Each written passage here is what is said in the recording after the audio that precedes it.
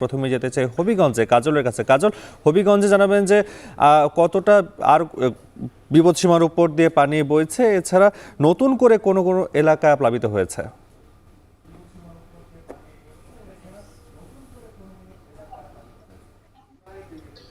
নাফি মূলত আহ, এই যে সিলেটের বেশ কয়েকটি উপজেলার যে বন্যার পানি সেগুলো কিন্তু কুশিয়ারা নদী দিয়ে নামছে, যে কারণে কুশিয়ারা নদীর পানি কিন্তু বিপদসীমার উপরে প্রতিনিয়ত বাড়ছে। গত 24 ঘন্টায় অন্তত 5 সেন্টিমিটারের মতো পানি বৃদ্ধি পেয়েছে এবং এখন বর্তমানে শেরপুর পয়েন্ট যেটি সেখানে আহ, যেমন পানি বাড়ছে, একই সাথে কিন্তু বানিয়াচং উপজেলার যে পয়েন্টটি রয়েছে এদিক দিয়েও পানি বাড়ছে। ফলে এই আহ, যে আহ, কুশিয়ারা নদীর যে বাঁধ, সেই বাঁধ উপচে কিন্তু লোকালয়ে পানি প্রবেশ করছে। গতকাল থেকেই মূলত সকাল থেকেই বেশ কিছু মানুষ পানিবন্দী হয়ে পড়েছেন। নবীগঞ্জ উপজেলার দিঘলবাগ, ইনাদগঞ্জ এই ইউনিয়নগুলোতে প্রায় 25টি গ্রাম প্লাবিত হয়েছিল এবং এই 25টি গ্রামের প্রায় 40,000-এর মতো মানুষ এখন পর্যন্ত পানিবন্দী অবস্থায় রয়েছেন। এবং তবে আমরা আসলে গতকালও ঘুরেছি, আজকেও বেশ কয়েকটি এলাকা ঘুরে যেটি দেখেছি যে আহ, দুর্গত যে মানুষগুলো রয়েছেন তাদের যে দুর্ভোগ সেটি কিন্তু যত সময় যাচ্ছে ততই বাড়ছে। যেমন আশ্রয় কেন্দ্র, মূলত নবীগঞ্জ উপজেলাতে 9টি আশ্রয় কেন্দ্র প্রস্তুত করা হয়েছে এবং এই আশ্রয় কেন্দ্রগুলোতে মাত্র 300 পরিবার, যেখানে কয়েক হাজার পরিবার পানিবন্দী অবস্থা রয়েছে, সেখানে 300 পরিবার আশ্রয় কেন্দ্রগুলোতে ঠাঁই পেয়েছে। এবং খাবারের বিষয়টি যদি বলি, এখন পর্যন্ত শুধুমাত্র আশ্রয় কেন্দ্রে অবস্থান করা যে 300 পরিবার, তাদেরকে প্রত্যেক পরিবারকে 6 কেজি করে সরকারিভাবে চাল দেয়া হয়েছে।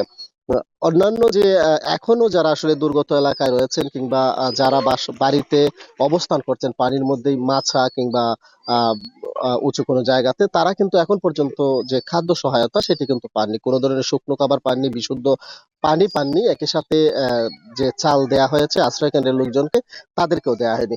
সবশেষ যেটি বলতে হয় যে বন্যা পরিস্থিতি, সিলেট থেকে যে পানি সেই পানি যেহেতু নামছে এবং নেমে যাওয়া পানি কিন্তু হবিগঞ্জের যে লোকালয়গুলো রয়েছে এখন পর্যন্ত লোকালয়ে পানি প্রবেশ অব্যাহত রয়েছে। ফলে বলা যায় যে উজানের পানির, অর্থাৎ কুশিয়ারা নদীর যে পানি, সেই পানি যতক্ষণ বিপদসীমার নিচে নেমে না আসছে ততক্ষণ পর্যন্ত আসলে হবিগঞ্জের বন্যা পরিস্থিতির উন্নতির কোনো সম্ভাবনা দেখা যাচ্ছে না। নাফি। এবার যেতে চাই মৌলভীবাজারে হামিদের কাছে। হামিদ, জানাবেন যে নতুন করে কোনো এলাকা প্লাবিত হয়েছে, এছাড়া দুর্গত এলাকার মানুষদের সহায়তায় কোনো ব্যবস্থা নেওয়া হয়েছে কিনা? নাফি, আমি এই মুহূর্তে দাঁড়িয়ে আছি কুলাউড়া উপজেলা স্বাস্থ্য কমপ্লেক্সের ভিতরেই। দেখতে পাচ্ছেন যে আমার পিছনে প্রচুর পরিমাণে পানি রয়েছে। আমি সকাল থেকে এখানে অবস্থান করছি। গতকালকেও কুলাউড়া এবং জুড়ি সহ বিভিন্ন এলাকায় ঘুরেছি। গতকাল এবং আজকে ধরেন 15 দিন থেকে এই কুলাউড়া উপজেলা স্বাস্থ্য কমপ্লেক্স, কুলাউড়া উপজেলা প্রশাসন, জুড়ি উপজেলা প্রশাসন এইগুলো পানির মধ্যে নিমজ্জিত আছে।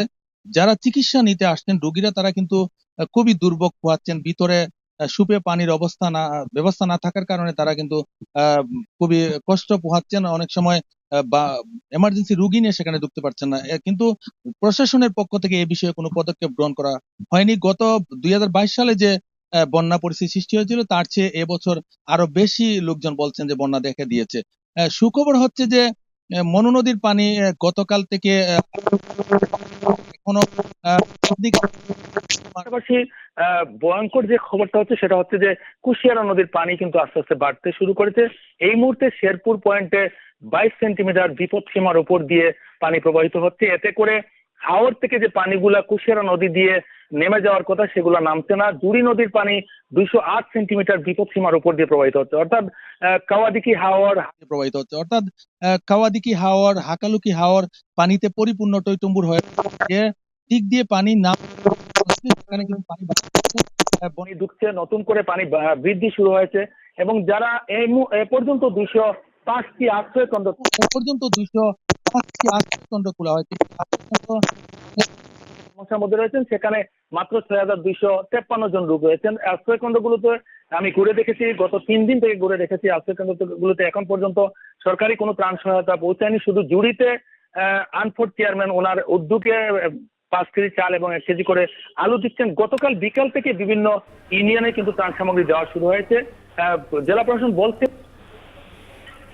আস্তে আস্তে লোকজনের কাছে সেগুলো পৌঁছবে এবং দুর্গত মানুষগুলার এই সহায়তাগুলো পাবে। অনেক মানুষ আছে যাদের গবাদি পশু নিয়ে কিন্তু উঁচু স্থানে আশ্রয় নিয়েছে এবং তারা কিন্তু খুব মানবতর জীবনযাপন করছে। এই ছিল আমার কাছে মৌলভীবাজারে। এছাড়া একটি বিষয় যেটা হচ্ছে যে 44টি পয়েন্ট কিন্তু খুবই ঝুঁকিপূর্ণের মধ্যে রয়েছে, বিশেষ করে কুশিয়ারা, মনু, দলাই নদীর এইগুলা পয়েন্ট দিয়ে কিন্তু যে কোনো মুহূর্তে পানি বৃদ্ধি পেলে প্রবেশ করতে পারবে। এই ছিল আমার কাছে বন্যা নিয়ে মৌলভীবাজারের কুলাউড়া থেকে সর্বশেষ। নাফি। সিলেট অঞ্চলের বন্যা পরিস্থিতির কিছুটা পরিবর্তন হলেও এখনো পানিবন্দী রয়েছে কয়েক লাখ মানুষ। সে খবর জানাতে হবিগঞ্জ ও মৌলভীবাজার থেকে যুক্ত ছিলেন আমাদের সহকর্মীরা।